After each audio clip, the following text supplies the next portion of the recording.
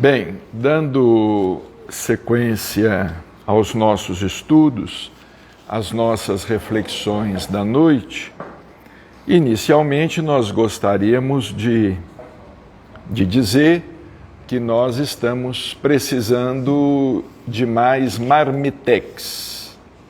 Aqueles marmitex de isopor, porque a demanda tem sido muito grande no Lar Espírita Pedro e Paulo. Servimos lá o almoço, servimos o jantar, e às vezes só no almoço, 100 marmitex, uma centena, vai embora. Nós recebemos alguns de alguns amigos de fora, queremos agradecer, amigos que sempre nos auxiliam, enviando marmitex, mas nós estamos precisando de mais alguns. Aqueles que puderem cooperar, aqueles marmitex de isopor, 750 ml. Queremos dizer que a reinauguração do Lar Espírita Pedro e Paulo, do salão de reuniões, que recebeu o nome de Casa de Irmão José, acontecerá no próximo dia 6 de julho. Será uma reunião normal, uma reunião de psicografia, aos sábados, com os nossos oradores, com os nossos palestrantes. Será uma reunião normal. As nossas reuniões de psicografia, desde a pandemia, as reuniões foram transferidas para cá. Sempre foram realizadas no Pedro e Paulo. Mas, durante a pandemia, para poupar os idosos, nós transferimos as reuniões para cá. Agora, nós vamos voltar. Vamos para o Lar Espírita Pedro e Paulo. Queremos convidar também os nossos irmãos para a reunião de estudos no sábado, a partir das 16h30. Estamos estudando o Espiritismo. Estamos sem pressa, estudando doutrina espírita. Bem, nós vamos ver hoje o aviso dos doces, né? Os vidrinhos de doce. Temos o pessoal está vendendo os doces do Mauro, né, que ele deu o nome, Doce Lar Pedro e Paulo. Limão carranca. Uns vidros de doce lá fora, muito gostosos, viu? Esse de limão eu já provei. É uma delícia os doces que o Mauro faz. Aqueles que quiserem adquirir, que não tem problema com a glicose, não é?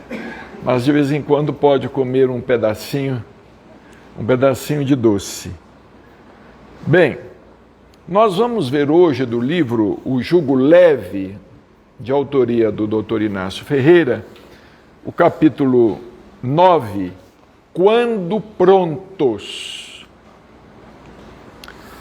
Trata-se de uma abordagem muito interessante que o Dr. Inácio fez com base no Evangelho de João, capítulo 4, versículo 19. Senhor, disse-lhe a mulher, vejo que tu és profeta.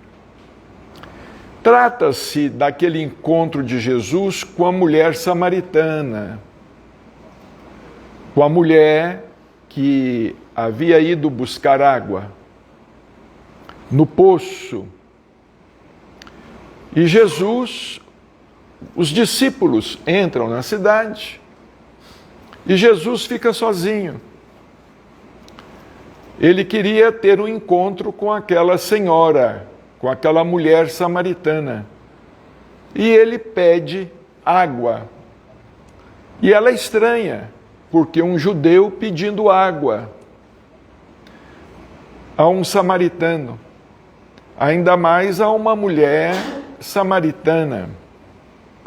Jesus conversa com ela e ela responde a Jesus. O diálogo é muito bonito, descrito por João. Jesus diz a ela que se ela soubesse quem estava pedindo água a ela é que haveria de pedir a ele, e ele então lhe daria a água viva, aquela que mata a sede, aquela que verdadeiramente mata a sede. Então Jesus recomenda a ela que fosse chamar o marido. Ela diz assim: Senhor, mas eu não tenho marido. Jesus diz: respondestes bem, porque aquele que é seu marido agora não é seu marido, você já teve 5 esposos. Aí Jesus começa a falar da vida dela. Você já teve 5 esposos, não é? Aí ela fala: Senhor, vejo que és profeta. Não é? Ali então ela se convence de que estava diante realmente de um profeta, de um mestre, de um Messias. E ela sai correndo, anunciando. Ela volta para a cidade, anunciando que ela tinha estado com o enviado, com o Messias. Vejamos bem, Dr. Inácio intitula esta página Quando Prontos. Aquela senhora, evidentemente, estava pronta. Espiritualmente, ela estava pronta. Ela estava receptiva para ouvir o que ouviu e aceitar. Ela aceitou de imediato. Senhor, vejo que tu és profeta. E ali ela sai e vai anunciar Jesus, sendo samaritana. Ela entra, volta para a sua cidade. Então, doutor Inácio Ferreira, estudando a questão, ele diz que quando nós estamos espiritualmente prontos, ou seja, maduros, quando estamos receptivos, entendemos, compreendemos, aceitamos, abraçamos, como está escrito lá no início do livro Nosso Lar, de André Luiz. Quando o servidor está pronto, o serviço aparece. Há uma frase semelhante: quando o discípulo está pronto, o mestre aparece. Emmanuel, através de Chico, também escreveu uma frase lapidar: quando devas surgir, Deus te revelará. Quando devas surgir, Deus te revelará.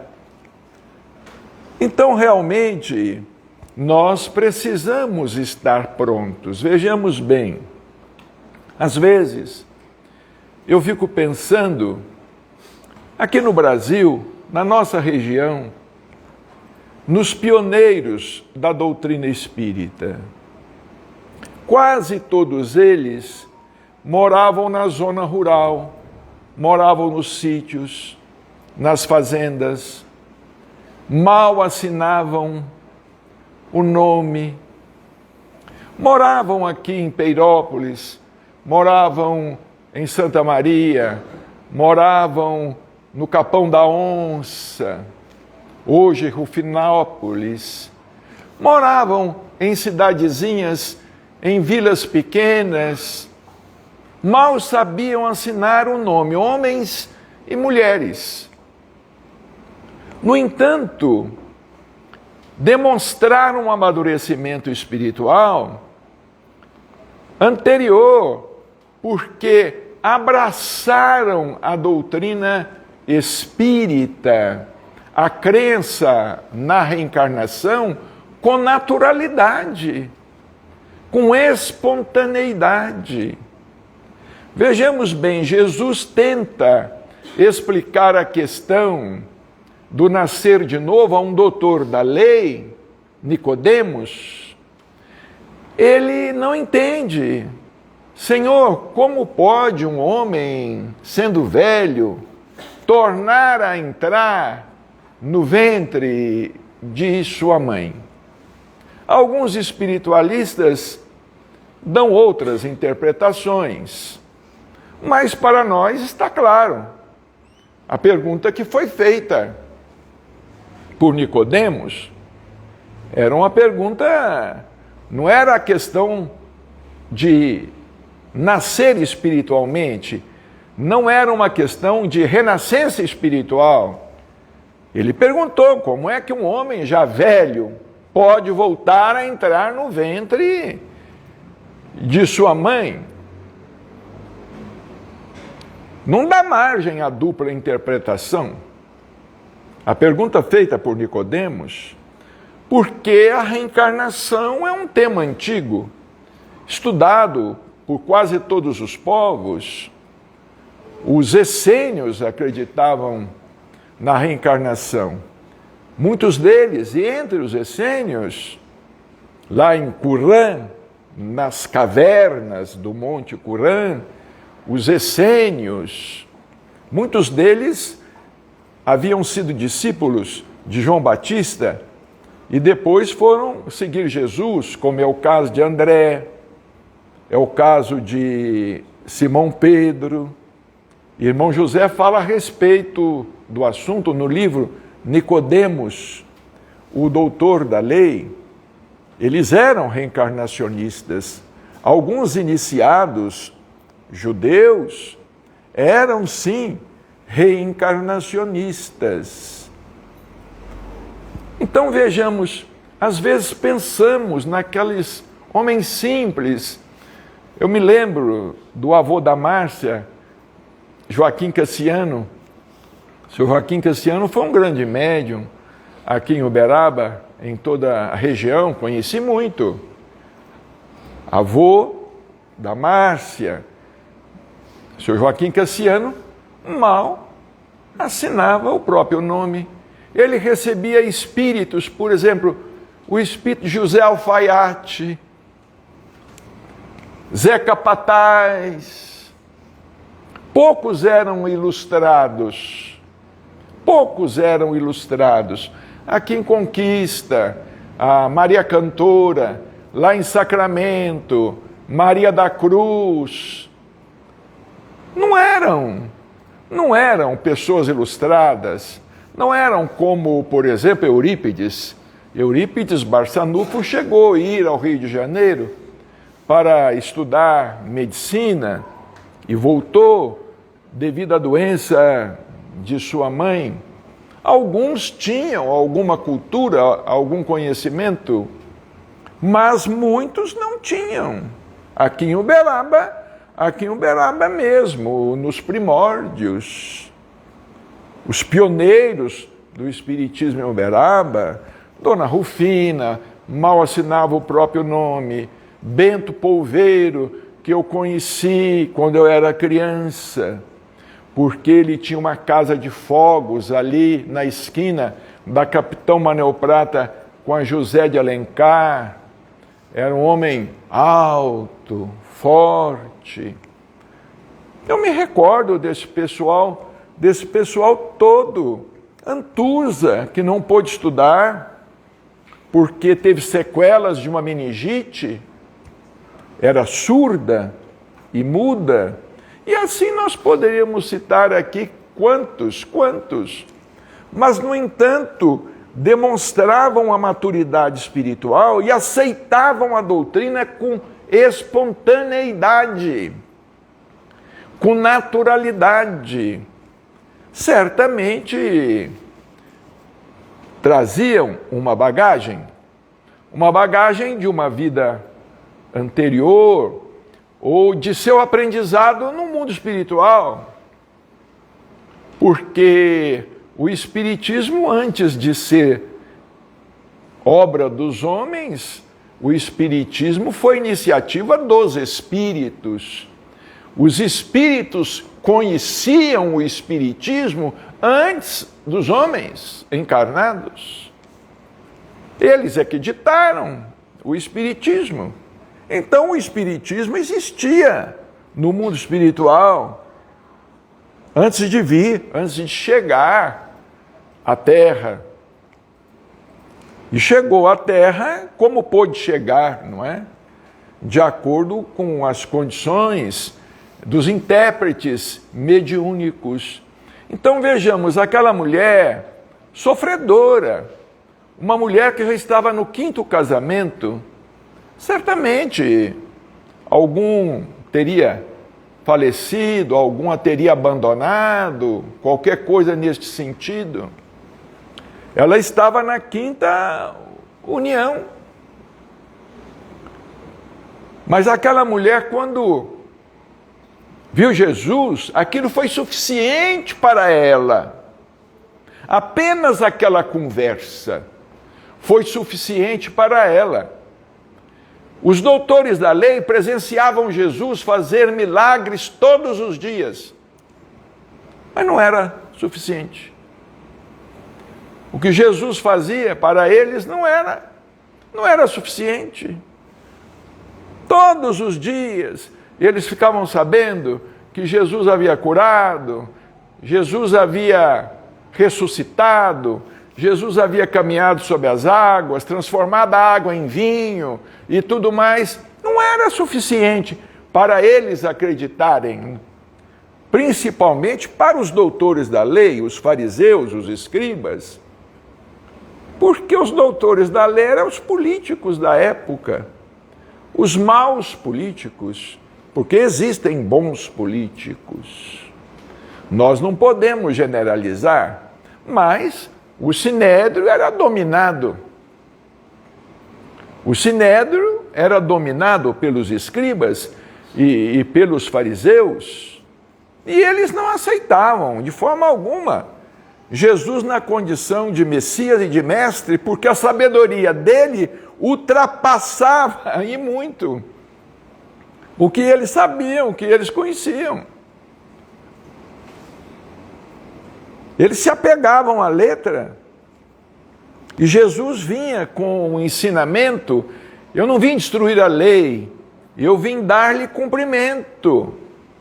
Mas eles não aceitavam. Não aceitavam, porque tinham interesses. É o que acontece na atualidade. São os interesses financeiros.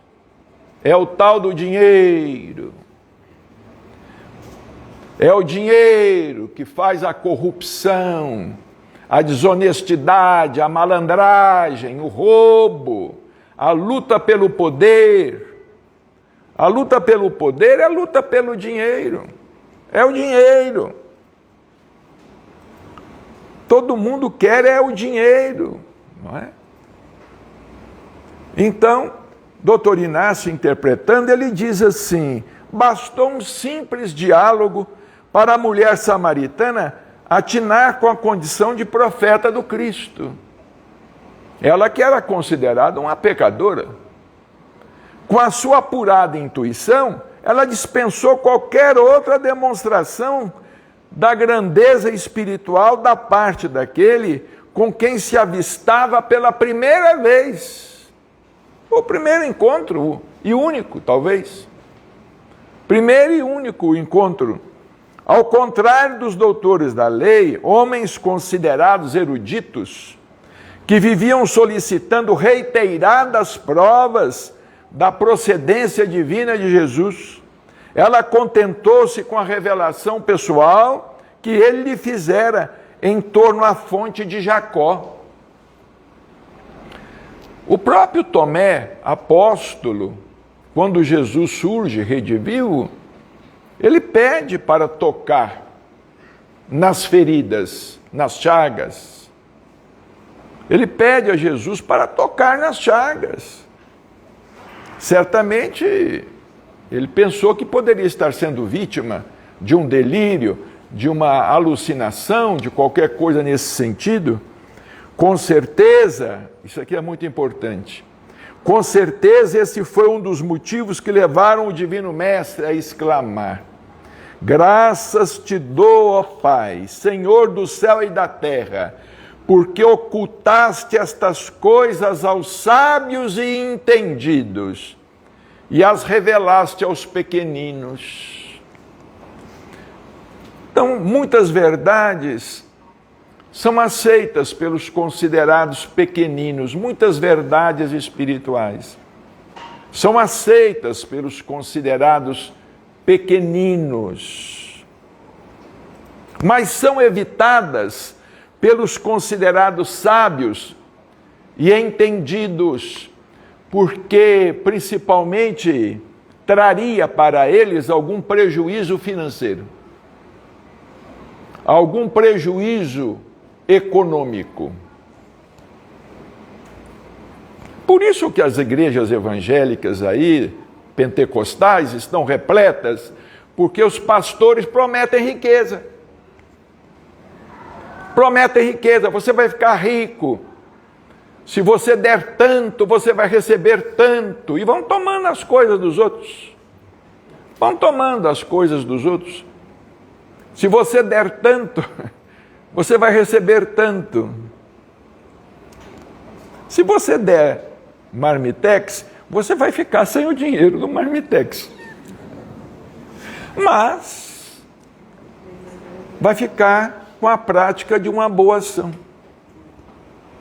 Com a prática de uma boa ação. Não significa que se você der 1000 marmitex, amanhã o Senhor vai te dar 2000 marmitex. Isso até pode acontecer. Isso pode até acontecer, não é? Mas, no Espiritismo, nós pregamos com a doutrina nos ensina a prosperidade espiritual, moral, a ética. Não é a questão da prosperidade material. Ah, você vai ficar rico. Hoje, eu vejo os pastores, eu fico estarrecido. Sim, hoje eu estou precisando de 100 mil reais. Eles falam durante o culto. Hoje nós estamos precisando de 100 mil reais. Quem vai dar? Manda Pix, manda não sei o que, tal e coisa. Nós estamos no mundo, do ponto de vista espiritual, no mundo medieval. A Terra, do ponto de vista espiritual, é da Idade Média. Porque acreditar numas baboseiras dessa, vocês nos desculpem o termo, mas é uma coisa impressionante. E existem pessoas que dão. Ficam sem o carro, sem a casa, sem o apartamento, sem o terreno, sem a lambreta. Ficam sem tudo. Já vimos aí casos de pessoas que depois acordam, querem entrar na justiça. Querem entrar na justiça para reaver esses bens, não é? A questão é que os que consideramos pequeninos, talvez pela sua falta de projeção social ou títulos acadêmicos, deixam de ser tão pequeninos assim. É a questão que nós falamos dos pioneiros, né? Que realizam obras majestosas. Vejamos o caso aí da Dona Aparecida Conceição Ferreira, Dona Aparecida do Hospital, do Fogo Selvagem. Dona Aparecida era praticamente analfabeta, com todo o respeito a ela. Dona Aparecida não pôde estudar. No entanto, ela levantou uma obra desafiadora, uma obra eloquente, que teve uma repercussão muito grande durante muito tempo, no Brasil inteiro. No Brasil todo, no Brasil inteiro. Lá, por exemplo, em Araçatuba, e vejamos, nós falamos a respeito de Maria Cantora, falamos a respeito de Maria da Cruz, falamos a respeito de Dona Rufina. Lá em Araçatuba, Benedita Fernandes, que construiu um hospital para loucos. Todas elas mulheres e negras ainda lutavam contra o preconceito. Além do preconceito de, vamos dizer, de não terem cultura e de não saberem ler, consideradas analfabetas, tinha o preconceito racial, o preconceito social, o preconceito econômico, o preconceito de ser mulher e tudo mais. Mas esses pequeninos que Jesus disse, né? Porque ocultaste estas coisas aos sábios e entendidos e as revelaste aos pequeninos. Existem pessoas que às vezes chegam, são às vezes doutores, possuem títulos, chegam para conversar conosco. Ah, Bacélia, eu não entendo a reencarnação no mundo espiritual que o doutor Inácio fala. Eu devo dizer, nada posso fazer. Eu não posso mesmo. Não entende, não entende. Nada posso fazer. Ah, eu não entendo essa parte da doutrina. Essa parte da doutrina. Esses dias eu estava vendo um vídeo, não conheço a pessoa, é estranha, não sei quem é, apareceu do nada, mas está aí na internet rodando e criticando nosso lar, criticando a obra de André Luiz, criticando Chico Xavier. Eu penso comigo, gente, a pessoa tem que faltar a ela completamente discernimento para ela ter cara de aparecer num vídeo e criticar Chico Xavier. Eu acho que é caso até de internação. É caso de internação. Criticando nosso lar, que nosso lar não existe, que não está em Kardec, que Kardec não falou isso, que Kardec... São espíritos que querem que a doutrina continue parada no século XIX. Parada no século XIX. Não querem que a doutrina avance, não querem que a doutrina seja uma doutrina de evolução, evolucionista. Não querem. Aí eu estava ouvindo esta pessoa falar e falei assim, gente, mas que coragem essa pessoa está falando, não é? Se a gente pensar na vida de Chico dedicada à mediunidade, 75 anos, eu quero perguntar a essas pessoas quais são as suas obras. Cadê o seu currículo? Me mostra o seu currículo. O que você tem feito? Você já escreveu alguma coisa? Já construiu alguma coisa? Ou está só atirando pedras, tacando pedras? Quem é você na ordem das coisas? Não são ninguém, nada, absolutamente nada. Nada. Absolutamente nada. E querem projeção através da crítica, querem projeção através da destruição, querem se projetar assim. Querem se projetar atirando pedras, né? A anônima mulher de Samaria, que havia ido ao poço buscar água para a faina doméstica, era uma gleba fértil, à espera tão somente de que a boa semente lhe fosse atirada. Isso demonstra que, de fato, quando espiritualmente prontos, o nosso entendimento da vida se amplia de maneira considerável. Não adianta nada a pessoa ser chamada para um serviço, para uma tarefa, para uma atividade. Se ela não está pronta, entra no ouvido e sai no outro. Entra no ouvido e sai no outro. Ela não se sente comprometida, ela não se sente compromissada. De forma nenhuma, ela não se sente comprometida e nem compromissada. Agora, se a pessoa está pronta, ela abraça. Ela abraça e se deixa abraçar. Mas se não estiver pronta, o tempo vai correr. Vai correr o tempo, uma encarnação, 2 encarnações, 3 encarnações, a pessoa perdendo tempo, perdendo a encarnação. Tem pessoas que vão muito tempo, porque não estão prontas, ainda não estão maduras, o terreno ainda não está preparado para que a semente possa germinar. No átimo conseguimos aprender o que não raro, inteligências consideradas vigorosas levam muito tempo para assimilarem. Então, de inesperado, vislumbramos a luz que nunca deixou de resplandecer à nossa volta.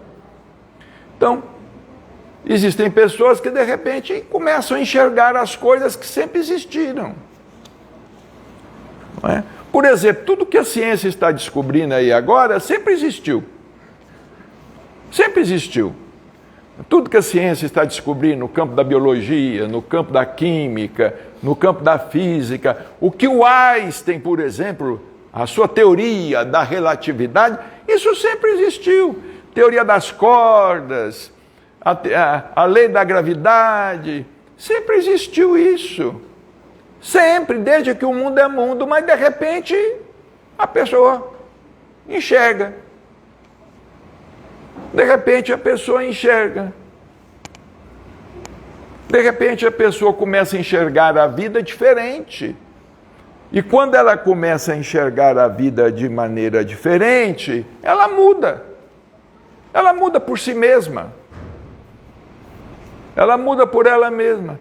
Mas enquanto não enxergar a vida de maneira diferente, Dr. Inácio continua e ele encerra dizendo: e se persistirmos em semelhante determinação na procura ardente a que nos devotamos, o nosso tão ansiado encontro com a verdade pode ser que aconteça ainda hoje. Quem persiste na procura ardente, esse encontro pelo qual anseia, pode acontecer ainda hoje. Pode ser hoje, ainda hoje. Como aconteceu com Maria de Magdala, né? Como aconteceu com Paulo de Tarso, doutor Saulo de Tarso. De repente, ali no meio do deserto, de uma hora para outra, ele ficou cego e começou a ver o que ele não estava vendo antes. Começou a ver o que ele não estava vendo antes. Assim acontece com os cientistas. Os cientistas estão lá nos microscópicos, ó, há muito tempo. De repente, um deles, olha uma coisa diferente aqui. E descobre. Olha aqui uma coisa diferente. Não é? Mas é preciso que nós estejamos prontos. É preciso que nós nos aprontemos.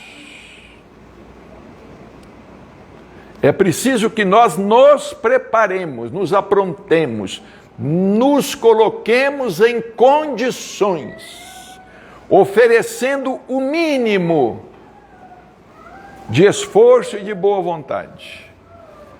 Caso contrário, não vai acontecer absolutamente nada. Então nós vamos encerrar por aqui, já está na hora. Por favor, aqueles que puderem colaborar conosco com os marmitex, nós agradecemos.